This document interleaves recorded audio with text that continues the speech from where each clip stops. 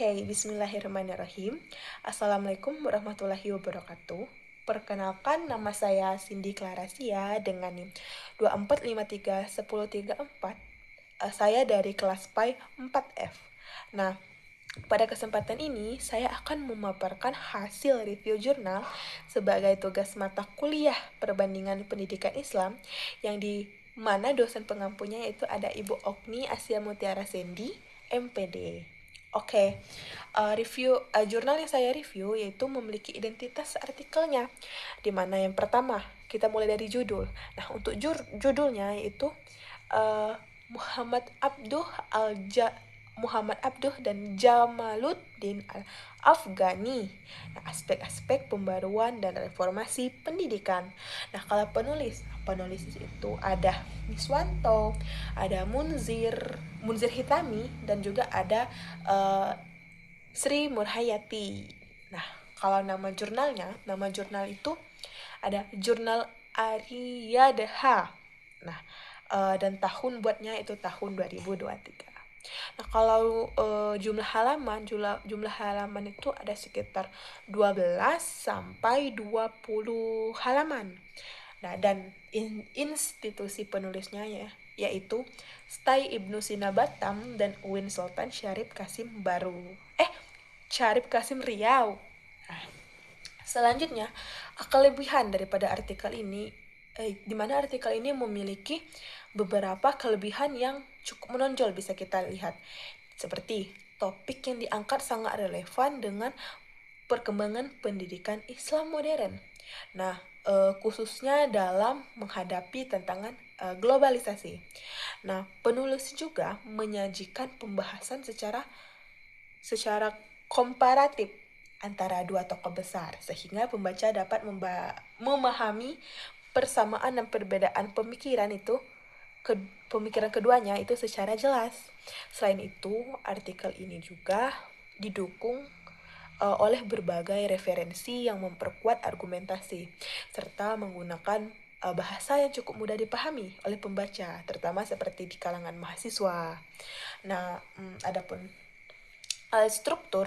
untuk struktur penulisannya itu juga sistematis, dimulai dari pendahuluan, lalu pembahasan per tokoh, hingga perbandingan dan kesimpulan. Nah, kalau ada kelebihan, ada juga kekurangannya, di mana artikel ini itu masih memiliki beberapa kekurangan yang perlu diperhatikan, di mana pembahasannya itu cenderung deskriptif dan belum mendalam secara analitis. Nah, sehingga kurang menggali kritik terhadap pemikiran tokoh yang dibahas tadi. Nah, selain itu, kalau artikel ini itu juga tidak menjelaskan metode penelitian secara rinci, sehingga kurang terlihat pendekatan ilmiah yang digunakannya. Nah, terdapat pula pengulangan ide pada beberapa bagian, khususnya itu seperti di pendahuluan. Nah, yang membuat tulisan itu terasa kurang efektif. Nah, di samping itu, artikel ini juga minim contoh penerapan pemikiran dalam konteks pendidikan pada masa kini dan tidak memberikan evaluasi kritis terhadap kelemahan daripada gagasan kedua tokoh tersebut. Okay. Analisis saya secara analitis, nah, artikel ini itu menunjukkan bahwa reformasi pendidikan Islam itu menuntut adanya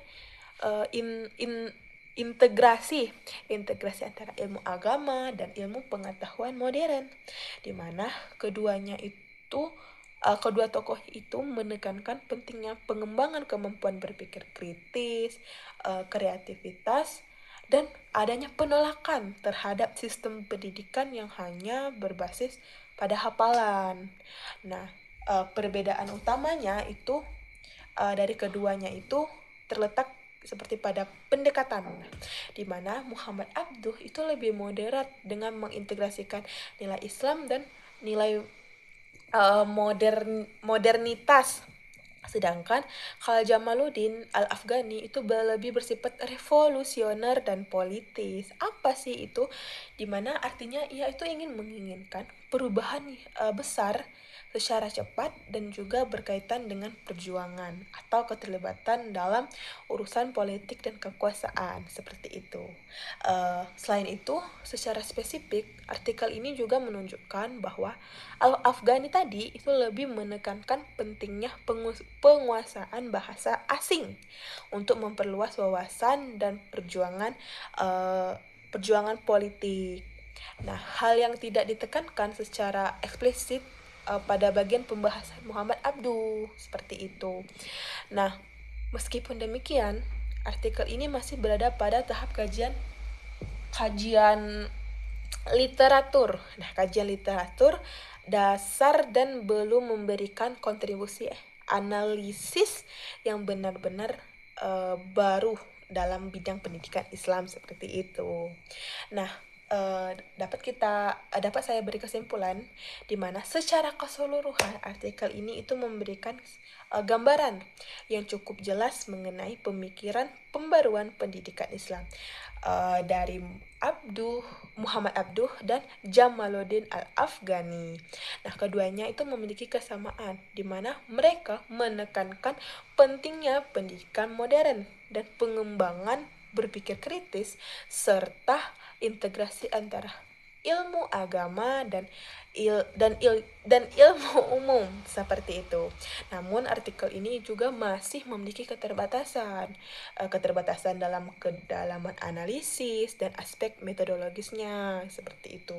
Oleh karena itu, jurnal ini itu dapat dijadikan sebagai referensi dasar, tetapi masih perlu dilengkapi dengan kajian yang lebih kritis dan lebih mendalam. Nah, untuk pengembangan ilmu pendidikan Islam seperti itu. Nah, mungkin itu saja yang dapat saya paparkan. Demikian pemaparan dari saya. Saya ucapkan terima kasih. Saya ucapkan wassalamualaikum warahmatullahi wabarakatuh.